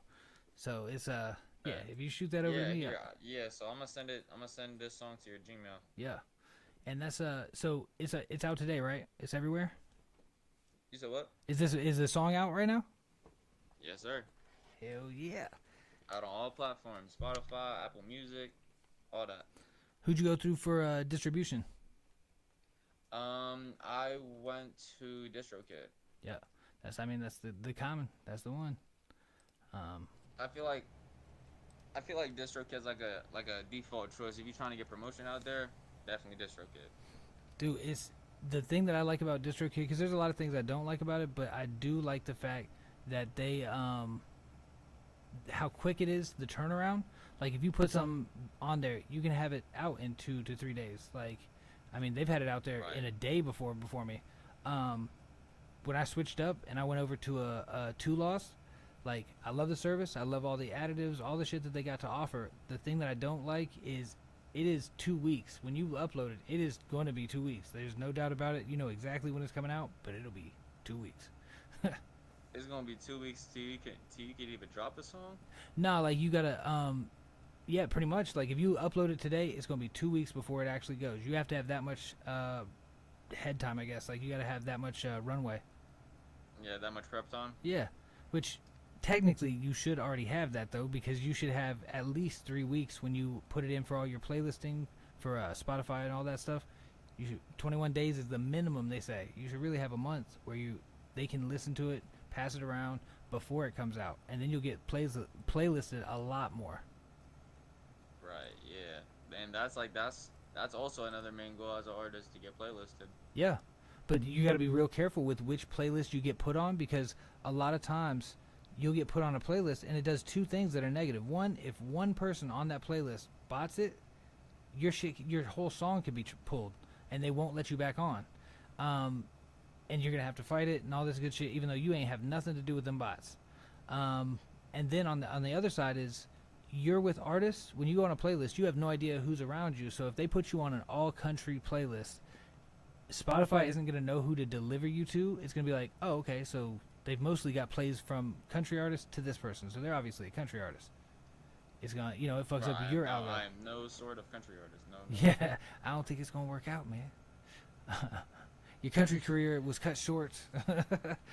Yeah, no, yeah, that the country career, I started like just singing Old Yeller, and that didn't work out. This does not work out for me, man. It's dude. I know so many people like there's a band called Cake, and they sing some funny tracks, but they're definitely some like alternative rock type shit. And they thought that they were making country music. They were up there in Tennessee, trying to get famous. They were like, dude, we gotta just keep pushing all this shit. And turns out that somebody else heard them from Capitol Records and was like, y'all aren't making country. Why don't you come over here to LA and we'll do the deal? Like, no problem, but you're not country. And fucking, Right. if they weren't trying to make country, they wouldn't have made the music that they made. So it's like, yo, happy accidents, like, they happen all the time. Yeah, like, I mean, and at that point too, like, I don't know, just switching from another scene to like a completely different scene. It's like it can be good, but like it shouldn't like really change. I feel like when people like change scenes, they change personas. Yes. I think that's a really fair thing to say, because I've known a couple hip hop artists like venture into the EDM realm with the beat choices, and although I like that sound, I think it's a cool combo. I also noticed that the way that they approach it is completely different than their other one, and it does end up not changing their personality, but how they're perceived rather. Right. Like once you start like perceiving yourself like, oh, say you made R&B before, right? And Mhm. you change yourself to funk. That two completely different different genres. There's no way you could just change personas from one thing to another. It feels like just stay who you are, but like, you can change sound. Changing sound is not a thing. It's just I don't get the change of persona part. Yeah, that's a I mean, honestly, like, cause me personally, like, I like a lot of different types of music. Like, when somebody says they love every type of music, they don't really. Like, they really like, they mean they like this, and they've accepted a couple things out of that. Like, they don't listen to everything. Right. Me personally, like, I like to produce. My favorite thing to produce isn't even hip hop. Like, that's who I work with primarily. But my favorite thing to produce is reggae music. And then fucking on top of that, like, I love working with live instruments. So, and I had a metal background, so like, I love listening to metal. Like I'll listen to that shit Right. and I love working with it in the studio. But I'm primarily I like hip hop all day. Like that's who I fuck with. That's who's honestly it's who's consistent. Because bands, that's hard. Like having a live band because it's not just one person that has to have the right circumstance to make it work. You got 3, 4, Yeah, and 5 it's motherfuckers. Shit. yeah, like I feel like it gets more like complicated when bands and like I say groups Mhm. like when bands start getting together, it's more of like it takes more like collaborative skill to get a the same view across 5 people. Absolutely. But it so that's the one thing that I can say is the most positive about being in a group or in a band is that you have the ability to bounce the ideas off of each other, kind of like conversation and ideas, where it's like you're hardening that idea or hardening that concept to be something different. You could have never made it by yourself, and they could have never made it by themselves, but together you can make this sound, and that's collaborative effort. I feel is like the peak of creativity. But any individual that can do it by themselves fully, like the people that are playing all the instruments, they're playing the instruments, they're writing it, they're singing or rapping it, then they're going ahead and producing it. Fuck man, like that it is impressive. Like it's more Yeah, impressive. it takes talent like it and I'm learning guitar like right now. Like well not like right now, but like, like as of currently, like I'm learning guitar and I'm learning like kind of electric guitar. I think they're like 2 different things, but Yeah, fuck they it. are. Like I feel like it kind of grows you as an artist as well. Like it kind of grows like your perception of music if you learn an instrument. It definitely does. I mean, it makes you. It does progress you, and it does make you better musically. But I've known, like you got Dilla, and he didn't have a formal education in any way, and he changed the entire genre, just by having his sound, like having his swung snares and different drums, like that sound in itself was like that was fucking revolutionary. And now it's like, do you like uncommon beats, or do you think that you like to rap to the Like describe uncommon beats. uncommon? So when I say uncommon, I mean like timing wise. I don't mean like the sound effects in the back and so on, like or the sound selection. I mean like either a 3/4 or like instead of being, because most of the time it's almost always a 4/4 in timing. But do you like Yeah. it to be off beat a little bit or anything like that? Like a lot of drill, okay, like a lot of Chicago Yeah, drill. like with drill you don't really gotta stay on beat. You Mhm. like it's either you stay on flow or not on flow. Yeah. Do you like those types of beats? I honestly fuck. You said what? Do you like those types of beats? I say I like I like melody beats, and I also like kind of harder like grungy siren type beats. Oh man, that is the ends of the spectrum right there. Did you send that over? I mean, I could also fuck with trap too. Yeah. Oh yeah. I mean, that's to me that feels like the basis of. Did you send that? Oh yeah, my fault. And then I'm not high. And then I'm not high. Yeah. You said what? I said, and then I'm not high. Oh shit.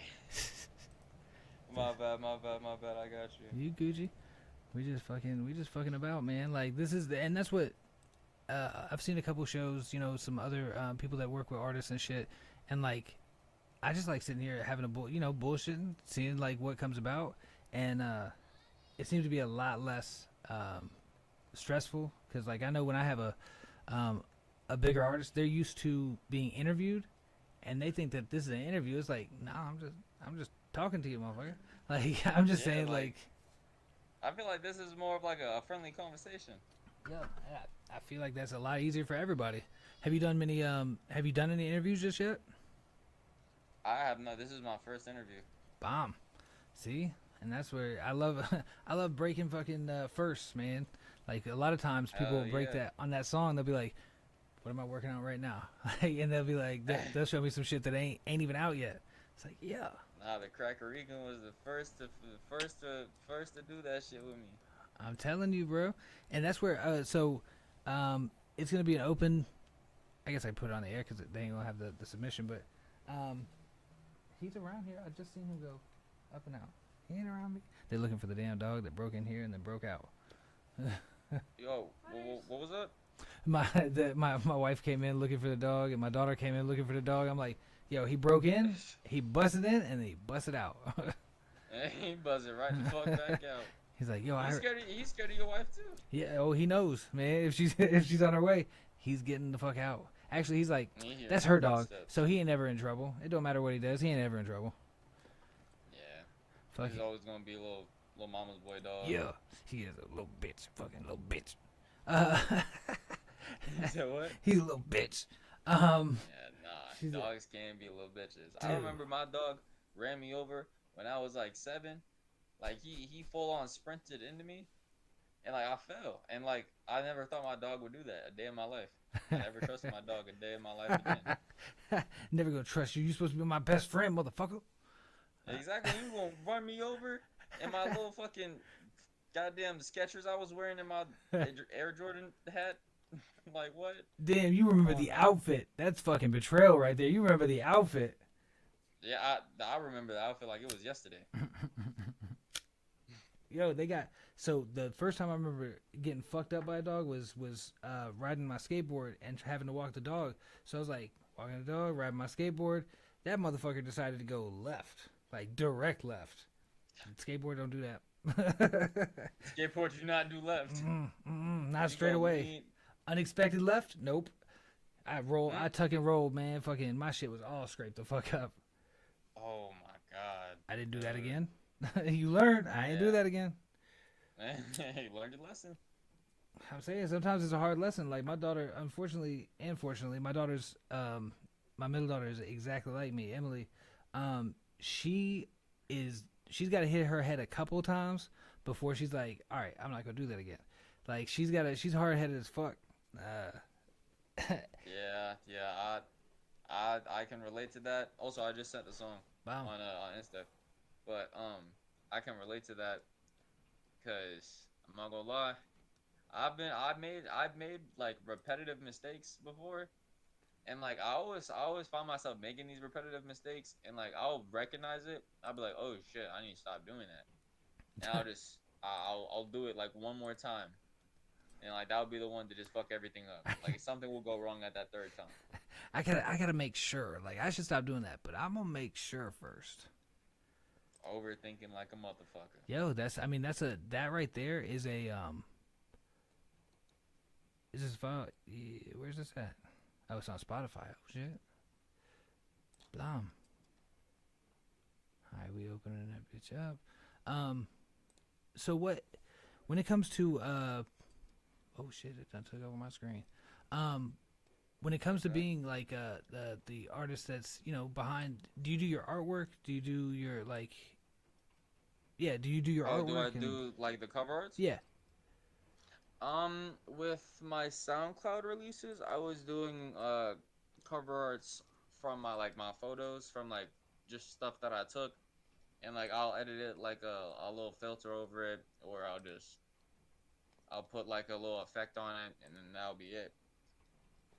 But for that, I had Remo cook up. I was just curious because the use of AI is it's pretty prevalent. Like people is using the AI for their Wait, what was that? I said, like the use of AI, I noticed a lot of people doing their own album art now, and it's like a stream of nothing but AI. Like every single album art that I see right now, it's just AI. And people ain't even doing original shit. They just type the most basic thing that comes to their head, and they're like, yo, this would be dope. And it's the same shit I've seen on 5 different albums. Like, come on now. Right, like you'll see you can only see a bloody heart through a knife a couple times. I'm saying I ain't seen that one though. And yeah, I feel like with this, it's just I kind of had I don't know, I threw a little purplish tint on it. Is that so? There's this weird thing, and just to go before, because the purple in the background right there, it works out perfect. On your background, like it's fucking. And Yeah, the room lights. yeah. That shit, that shit work. That's That's planning right that's there. That was literally on like one purpose. of my. You said what? I said that's planning right there. That's on purpose. It might have been. It might have been. They always on purple. My favorite color. My favorite color right now is like red, black, purple. Yo, that's same. It's always red. It's always black, and then purple was always mixed in there because like that's just. It was one of those. It's underrepresented. I feel like the purple is underrepresented. Those underrated colors. Yeah. Yo, fucking. Let's see if it'll let it. If we got the audio right quick. Download app. Stop playing. You gonna make me log in. This bitch here. Gonna make me log in. I ain't logging in, motherfucker. You said what? I said it's trying to get me to log in. I'm like, bitch, I'm already logged in. This is my motherfucking computer. Oh man, it's having more shit. Welcome to the shit show. The shit show. We got two. What is he talking about? Part two. It's always something, man. Like that's something that I think is comical. Like it's ruined. I've seen some technical difficulties ruin my buddy's show, and it ruins his whole day after that because he's like, man, fucking people gonna fucking clown me. I don't care. I am not a fucking tech specialist. I am a dude talking shit, and that's all it is. I ain't got a producer here. All right, no Jamie fucking doing shit in the background. Let's see. Word.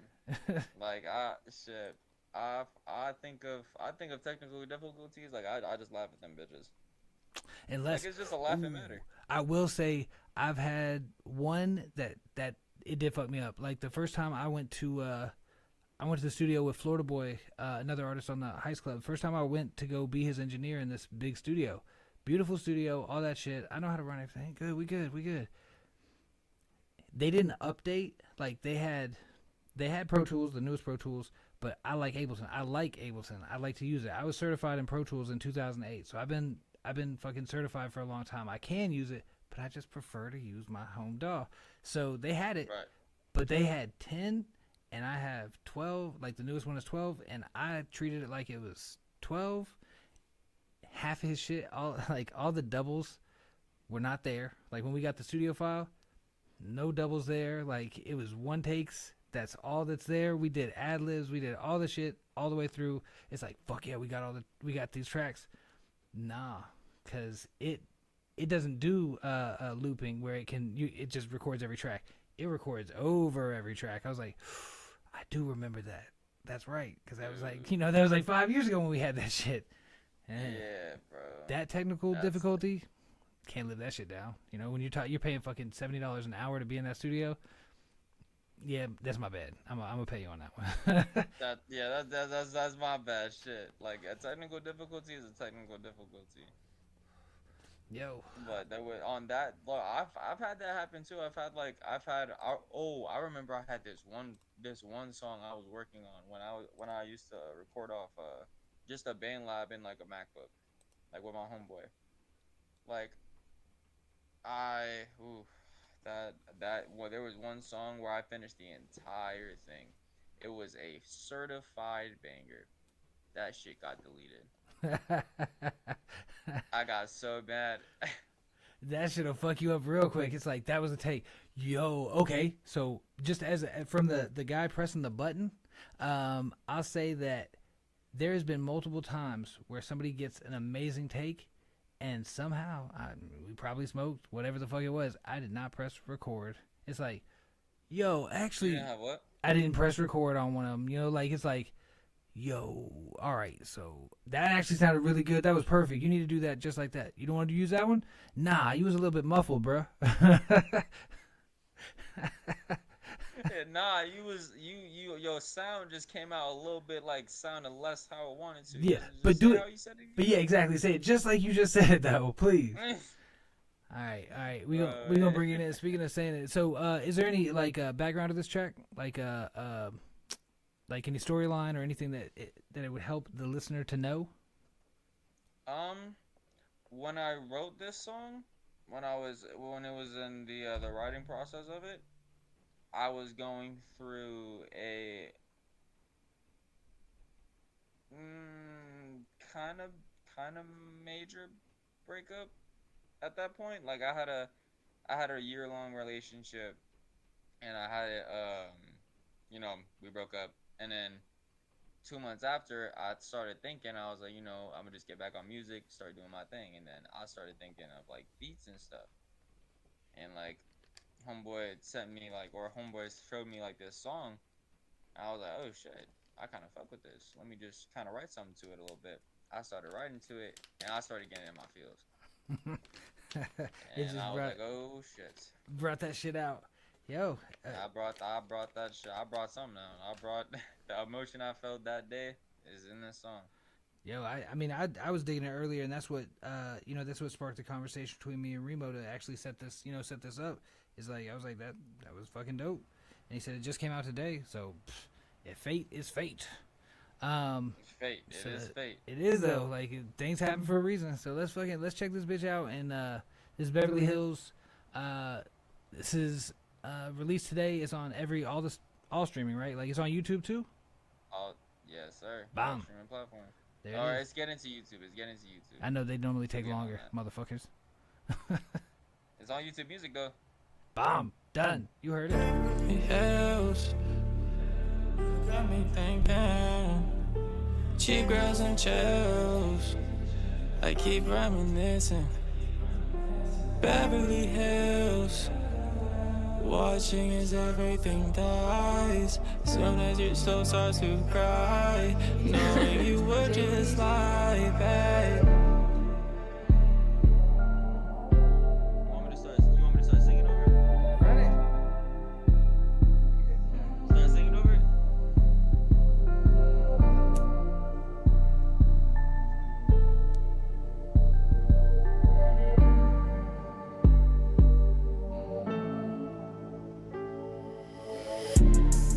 I'm trying to say my wrongs, but I feel like no one listens. Everyone will talk, and I still will never diss them. I'm tripping off this walk, so I'm sorry if I'm distant. I'm talking to myself while I'm battling my demons. Dreaming for the days that I would get to see them. Always in my feelings, I don't know if there's a reason. Drowning in this liquor, yeah, I promise you I'm sinking. I promise you I'm sinking.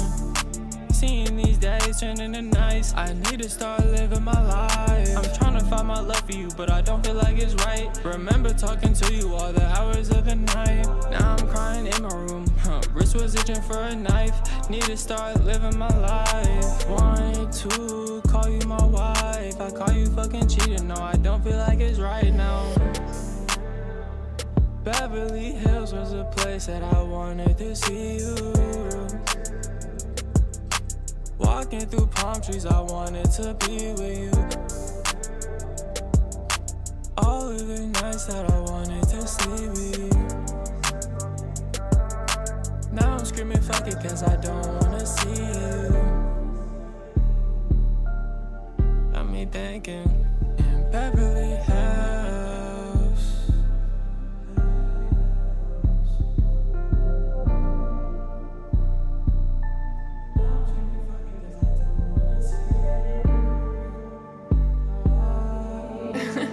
JP. That was it. Yo, That was the song. that shit's on though. Like that shit, like it says it right in it. It's like got me all up in my feels, man. Like that shit is it's you can feel the emotionality in it, and that makes a banger. Like I said earlier, fucking. Oh, you're still on mute. Oh, motherfucker. Nah, that was all on purpose. That was for effect. Oh. Nah, fucking, nah, you can hear that shit. You can hear the emotionality in it. You can hear the, that you actually you were in your feels. You said that shit, like directly, or overtly rather. But like, yo, it is a banger, and it hits an emotion, which is kind of bringing us back around, which is like, for a song to be a banger, it does have to hit an emotion, whether that's celebration, happiness, sadness, whatever it is, love, loss, whatever that emotion is. If you can make somebody else feel that, they're gonna connect with it, and if they connect with it, you got a fan. Right, and that's what I want people to do. I want people to connect with my music, and like help it. Like I wanted to help people. I wanted to like help drive people to, you know, I came from nothing. I came from literally like not being known. Like I wasn't a talkative kid. Like I was just like more quiet to myself. And I'm still am like that. I'm still like kind of an introvert, you know, like still trying to get used to like talking and stuff like that, you know, being more out there. But I feel like my music is a way for like I want my music to be like an escape route, like an escape from like all the negative energy, all the, you know, bad positive energy, because there is some sort of like there is sorts of that, and just find like a balance to where you can listen to my music and just be at peace. You know what I mean? Yeah, that's. I mean, it's a different goal than a lot of other people, which is what makes it. Um, I feel like it makes it more valuable. The fact that not a lot of people have that aim. They have different aims that are normally self-serving. So it's really refreshing to see somebody have a different aim and it be something positive. And take that like shadow works. That's what that's all about. Is like, um, it's a it's a psychology term talking about you take all that bad shit that's happened to you, all the negative stuff that happens on a daily basis, and you make something out of it that's positive.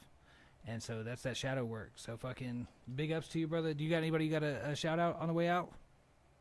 Shit. I want to shout out my homeboy Don Remo for putting me onto this shit, and I want to shout out my homeboy Creesh who was in this, tuning in, listening in. Hell Same. yeah. Them the people. And hey, I gotta give big shouts out to you for putting me on this shit, for helping, for, you know, putting me on your podcast, just being cool and shit. Like, I appreciate you, buddy, for real. Yo, I appreciate your time.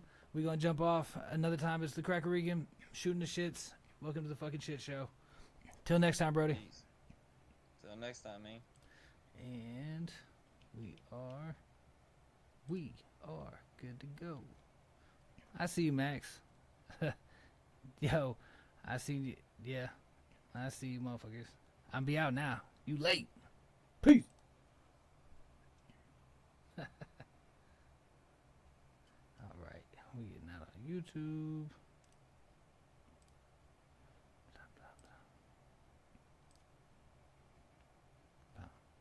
I think Facebook's the last one to go. Let's see. Yup, trying to sneak and shit. Poor J Stu. Peace out.